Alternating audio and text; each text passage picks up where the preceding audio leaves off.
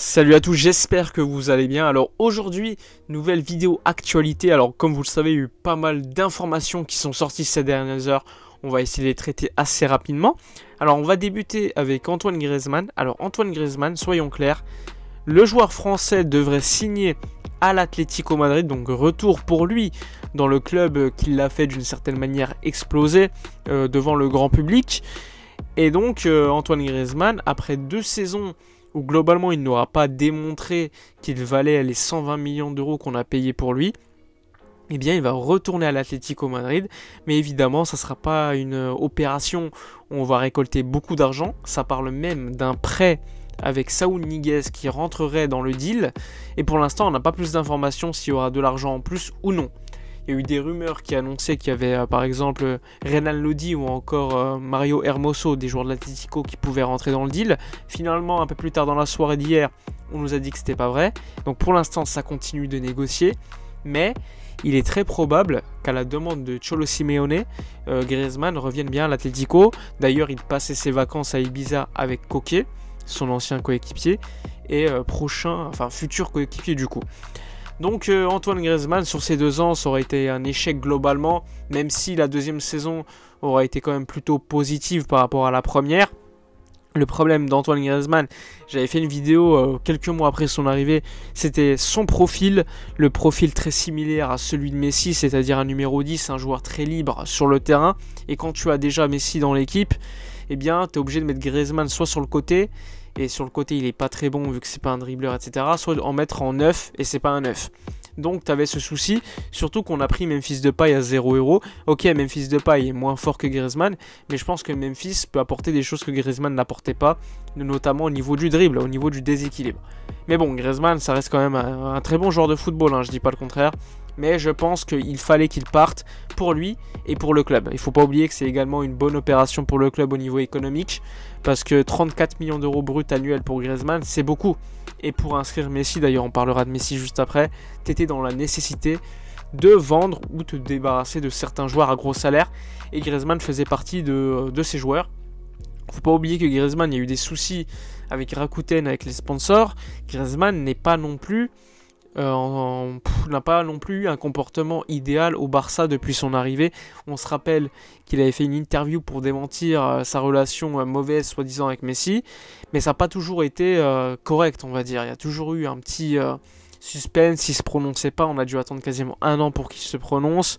Mais bon, voilà, Griezmann, moi je considère que c'est un bon joueur. Le seul problème, c'est que renforcer l'Atlético Madrid pour moi c'est quand même une erreur, même s'il fallait se débarrasser de Griezmann. Le problème c'est que Griezmann lui ne voulait pas partir en Angleterre, il voulait absolument rester en Espagne. Donc comme nous on a une pression économique, tu es obligé de le lâcher à l'Atlético Madrid. D'ailleurs il y a des membres du club qui expliquaient à certains journaux catalans que les gens ne comprendront pas le deal parce qu'on renforce un adversaire, mais on est dans une situation telle, catastrophique économiquement, qu'on est obligé de faire des sacrifices. Et ça passe par là. Donc Griezmann à l'Atlético Madrid, personnellement je voulais son départ, mais pas dans ces conditions, avec possiblement de l'argent. Et là ça sera plutôt Saúl Ñíguez, avec peut-être de l'argent en plus, on ne sait pas encore. Saúl il sort quand même d'une saison mauvaise à l'Atlético, même depuis 2 ans on va dire. C'est un joueur qui peut apporter quelque chose dans notre effectif. C'est un joueur qui se projette, ce qu'on n'a pas forcément aujourd'hui. On n'a que Ilaix Moriba pour le faire. C'est d'ailleurs pour ça qu'on était sur Wijnaldum à un moment donné. Donc de ce point-là, il pourrait apporter quelque chose dans l'effectif. Après, j'ai beaucoup de doutes. C'est pas non plus un joueur fiable aujourd'hui. C'est un joueur qu'il faudra relancer. C'est pas non plus un joueur dont on est sûr qu'il va montrer énormément de choses positives.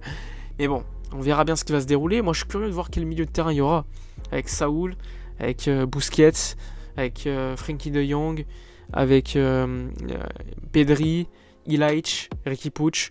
Ça commence à faire pas mal de joueurs. J'aimerais bien voir un milieu de terrain, par exemple Ñíguez, Frenkie, ainsi que Pedri. À voir si Frenkie sera installé comme numéro 6, comme pivot. Moi personnellement je considère que Frenkie doit plutôt jouer en 8 plutôt pour se projeter, il l'avait montré l'année dernière, mais bon Frenkie c'est un joueur qui est excellent à tous les postes, donc ça va être très intéressant de voir comment tous ces milieux vont être utilisés. Donc après vous avoir parlé de Griezmann, on arrive à Messi parce que quand tu libères Griezmann, d'une certaine manière, ça facilite la prolongation de contrat de Messi. Alors hier, il y a eu des informations, principe d'accord pour signer 5 ans pour Messi, mais donc Messi va bien prolonger. On vous le dit depuis le mois de mars, hein, Messi veut rester, etc. Même s'il y avait eu des rumeurs dans d'autres clubs. Il n'y a pas eu de doute, il n'y a pas eu de discussion concrète avec les autres clubs. Messi a accepté de rester, surtout avec l'arrivée de Joan Laporta. On le rappelle, l'année dernière, Messi voulait absolument partir. Tout a changé, comme quoi une année, beaucoup de choses peuvent se passer. Donc ça, c'est positif. Et Messi va bien rester avec un salaire environ de 20 millions d'euros, ce qui est vraiment très peu. On parle de plus de 50% de diminution au niveau du salaire pour Messi lors de la première saison. Et lors de la seconde saison, son salaire va augmenter un peu plus. Et après, il fera le choix. Soit il continue au Barça selon son niveau, etc. Soit il ira en MLS, malgré les 50 contrats. Et dans ce cas-là, on verra bien ce qui va se passer. Mais Messi va bien prolonger. Griezmann, lui, il va bien quitter le Barça pour l'Atlético. En échange, l'arrivée de Saúl Ñíguez, c'est confirmé. C'est pas encore officiel, mais là, tous les journaux catalans sont d'accord. Il n'y a plus de doute. Messi, on va attendre encore quelques jours pour l'annonce. On parle de début de semaine, fin de cette semaine. On ne sait pas encore. Ce qu'il faut savoir, c'est que la Liga n'a pas encore donné le OK parce que le Barça doit encore se débarrasser de pas mal de joueurs. Pjanic, Neto, Martin Braithwaite, Samuel Umtiti et j'en oublie probablement. Donc le travail continue pour Matteo Alemany ainsi que Joan Laporta qui font face quand même à une situation très complexe. Il faut le dire, le Barça, on se rend peut-être pas compte parce que nous on n'est pas face au compte, mais c'est une situation très précaire économiquement. Tu es obligé de faire du jonglage avec la situation pour réussir à recruter des joueurs comme Saúl parce que c'est un manque au milieu de terrain, mais en même temps tu es obligé de te débarrasser de joueurs de qualité comme Griezmann. Après, moi je vous l'ai dit tout à l'heure, Griezmann, malgré toute sa qualité, je pense que son profil est largement pourvu dans l'effectif avec Messi ou encore Memphis. Mais bon, c'est pas le seul qui va partir. Moi j'attends ce qui va se passer avec Coutinho, avec Umtiti, Pjanic, comme je vous l'ai dit, Braithwaite, Neto.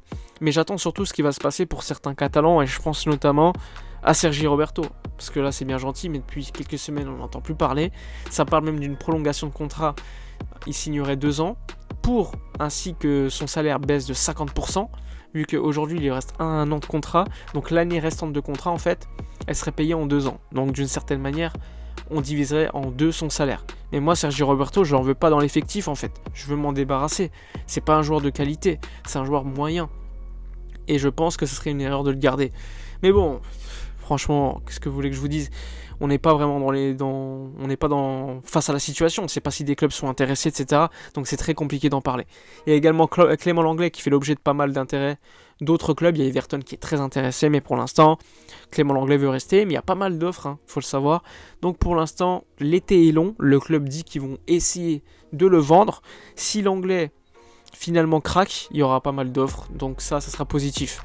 Enfin bref, j'espère que la vidéo vous aura plu. N'oubliez pas de donner vos avis concernant le départ de Griezmann, l'arrivée de Ñíguez. Si vous êtes plutôt content de cet accord, on ne sait pas encore toutes les modalités de l'accord, mais on sait que ça sera globalement un échange. Dites-moi dans les commentaires ce que vous en pensez concernant Messi également, Clément Lenglet. Moi je vous dis à la prochaine et n'oubliez pas comme d'habitude, portez-vous bien.